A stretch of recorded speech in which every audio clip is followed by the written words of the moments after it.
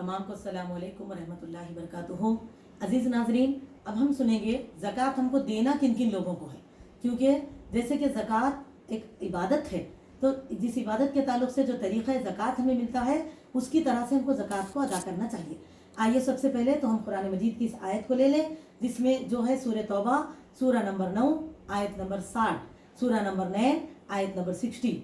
अल्लाह सुब्हानहु व तआला फरमाते हैं, आऊज़ु बिल्लाहि मिनश शैतानिर रजीम, बिस्मिल्लाहिर रहमानिर रहीम, इन्नमस सदक़ातु लिल फ़ुक़रा वल मसाकीन वल आमिलीन अलैहा वल मौलिफ़तुल क़ुलूबुहुम व फ़िर रिक़ाब वल गारिमीन व फ़ी सबीलिल्लाहि व इब्निस सबील फ़रीज़तुम मिनल्लाह वल्लाहु अलीमुन हकीम। आइए अब मैं सुनाती हूँ इस हदीस को, जिसके रावी ज़याद बिन हारिस सदाई रज़ी अल्लाह तआला अन्हु है। कहते हैं, एक मरतबा मैं नबी करीम सल्लल्लाहु अलैहि वसल्लम के पास आया और आप सल्लल्लाहु अलैहि वसल्लम के पास आकर मैंने इस्लाम की बैत की।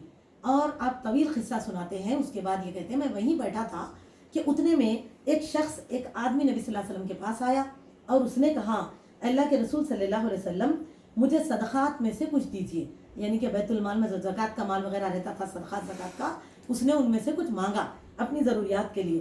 तो रसूलुल्लाह सल्लल्लाहु अलैहि वसल्लम ने उससे फरमाया, ज़कात के बारे में अल्लाह ताला ने ना तो किसी नबी के हुक्म पर राज़ी है, अल्लाह ताला ज़कात के मामले में ना किसी नबी के हुक्म पर राज़ी हुआ और ना ही किसी गैर के हुक्म पर।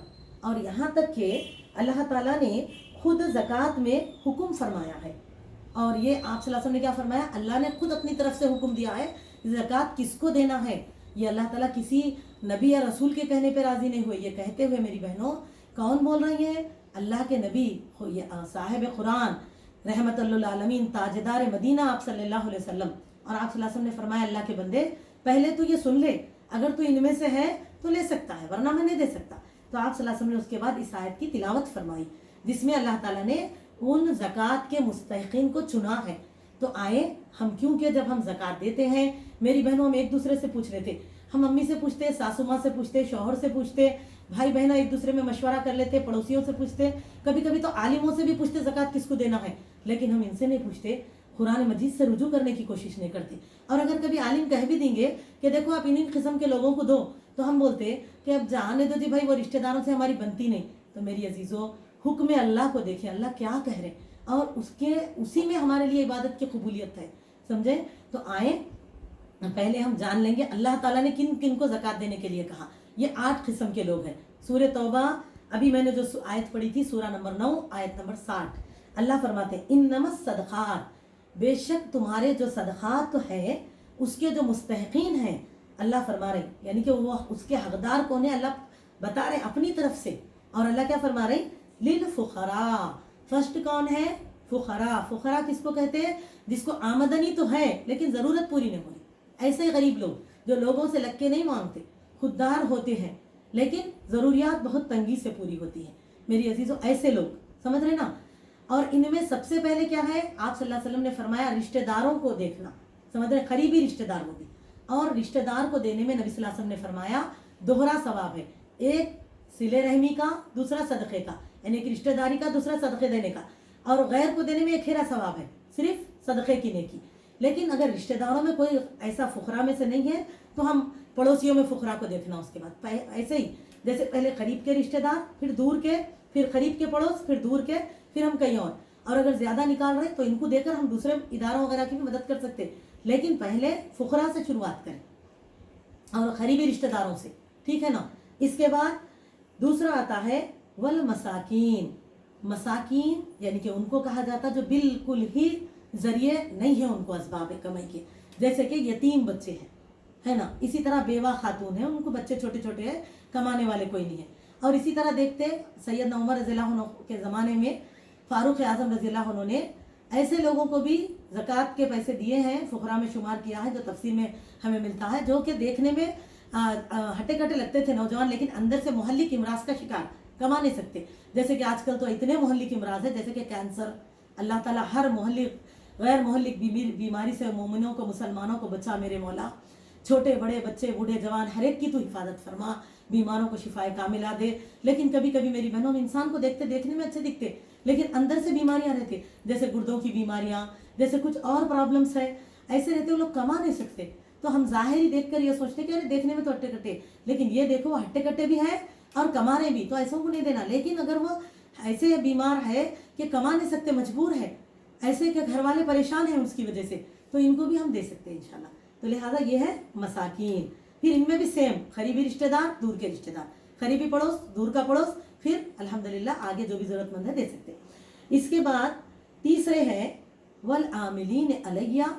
عاملین علیہ کس کو کہتے ہیں؟ جیسے کہ نبی صلی اللہ علیہ وسلم کے زمانے میں جو لوگ زکوٰۃ اصول کر کے لاتے تھے نا، تو یہ کیا ہے؟ اسلام کے خدمت گزار ہے، جو اسی ڈیوٹی کے اوپر فائز ہے، یہی نوکری ہے سمجھو اب ان کی، کبھی یہاں سے کبھی ادھر سے کبھی ادھر سے جا کے لاتے تھے، تو انہیں یہی ذمہ داری پوری کرے، لیکن ان کے بیوی بچوں کا بھی پلنا ضروری رہتا نا، اور ان کو دوسری جگہ نوکری کرنے کے لیے وقت نہیں ہے، اور پھر ان کے ذریعے بھی نہیں ہے دوسرے، تو ایسے وقت کیا کریں گے؟ ان کو اسی زکوٰۃ میں سے ان کو دینا، ان کے اخراجات پورے کرنا ہے، ان کو دینا خرچے کے لیے، تو یہ ہے عاملین علیہ۔ تو ایسے ہی جیسے کہ اب سمجھ جاؤ کوئی مسجد کے مؤذن ہے، لیکن ان کو اس کے سوا کوئی ذریعہ نہیں ہے، تو ہم دے سکتے۔ جھاڑو دینے والے ہیں مسجد میں، مسجد کو زکوٰۃ کے پیسے نہیں دے سکتے، لیکن وہاں پر ایسے لوگ کام کر رہے ہیں جو اس کی خدمتیں کر رہے ہیں اور ان کی زندگی اسی کے اوپر ہے، دوسری ذریعہ نہیں ہے ان کو۔ اب امام صاحب ہے، انہیں دن رات بیچارے مسجد میں رہتے ہیں، وہ امامت کراتے، اس کے ذریعہ ہے جو بھی ہے تنخواہ آتی اس پہ گزارا ہے ان کا، اور ویسے مشکلوں سے گزارا چلتے رہتا ان کا، تو ایسے وقت زکوٰۃ سے بھی ان کی مدد کر سکتے ہیں، ٹھیک ہے۔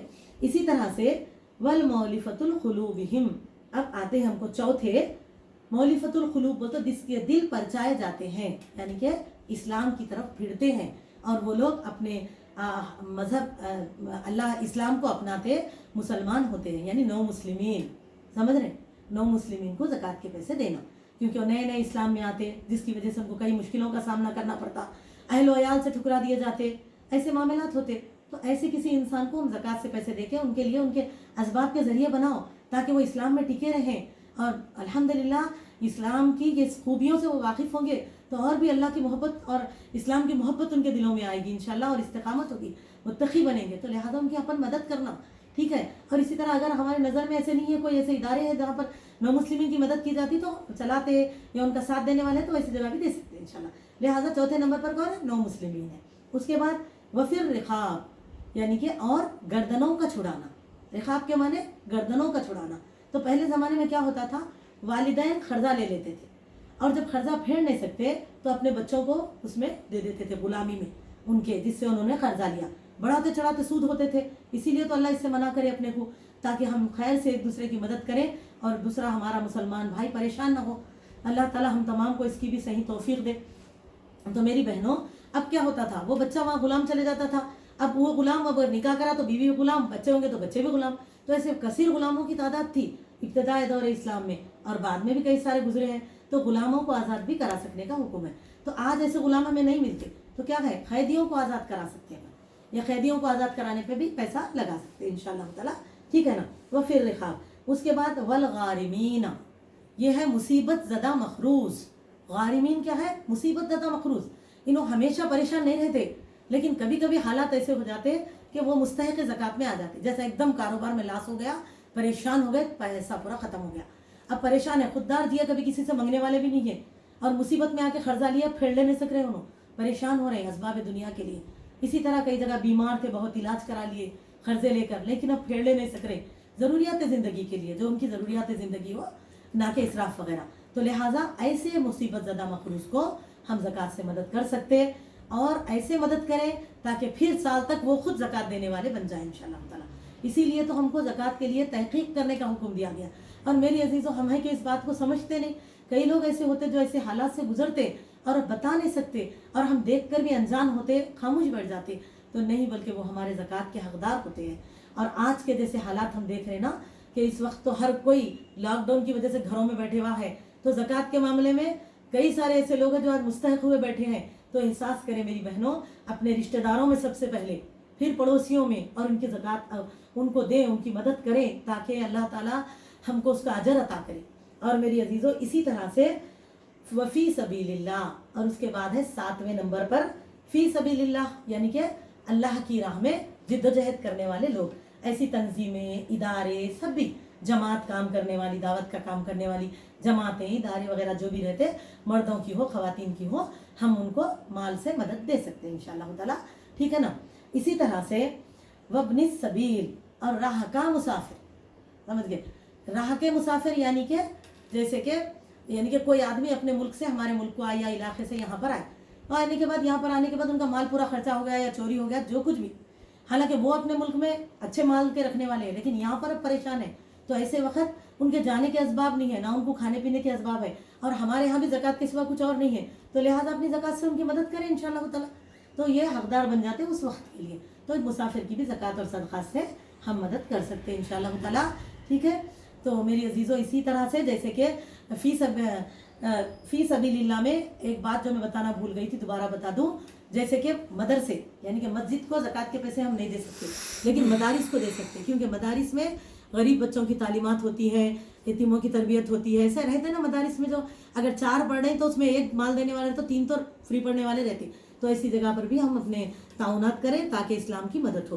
اللہ تعالیٰ کیا بولے, فریضۃ من اللہ واللہ علیم حکیم, یہ فرض ہے تم پر, یہ 8 لوگ, سمجھ گئے, اللہ تعالیٰ کی طرف سے یہ 8 لوگ فرض ہے اپنے اوپر, ان کو چھوڑ کر اب ہم کہیں نہیں دے سکتے, اور ان کی تحقیق کریں اور کر کے ان کو دیں انشاءاللہ تعالیٰ.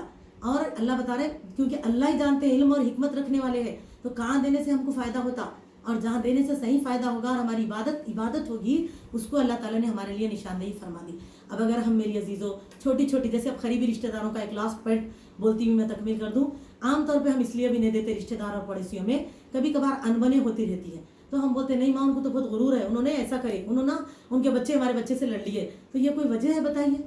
ایسا کر کے ہم اپنی عبادت کو روک لیں گے, تو تب تو کیا ہو گیا, غرض کہ ہم چاہ رہے ہیں کہ ہم زکوٰۃ دیے تو لوگ ہماری جی کرنا, ہم کو دیکھے تو سلام کرنا, ہم آگے تو احترام سے ٹھہرنا, تو پھر کیا ہو گیا, یہ تو غلاموں کو خریدنا ہوا, یہ ٹھیک نہیں ہے. اگر آپ کو وہ جڑ رہے نہیں جڑے, آپ سے بات کر رہے نہیں کر رہے, وہ سب چھوڑ دیجیے, ہے نا, بلکہ آپ کو دینا ہے, آپ کی زکوٰۃ کے وہ حقدار ہیں ان کو ادا کرو. اللہ تعالیٰ اس طرح ہم کو زکوٰۃ دینے کی توفیق دے اور حقداروں تک ہماری زکوٰۃ کو پہنچائے رب العالمین. اللہ تعالیٰ ہم سب کی مدد فرمائے. اللہ تعالیٰ آج کے ان حالات میں تو رب العالمین ہم سب پر تو اپنی رحمت فرما میرے مولا, ہر پریشان حال مسلمان کی مدد فرما. اللہ تعالیٰ ہم سب پر اپنی رحمت, ہم سب کو صحیح سمجھ کے ساتھ زکوٰۃ کی ادائیگی کرنے کی توفیق عطا فرمانا, سہولتیں دینا, اللہ ہماری زکوٰۃ کو قبول فرمانا. السلام علیکم ورحمۃ اللہ وبرکاتہ.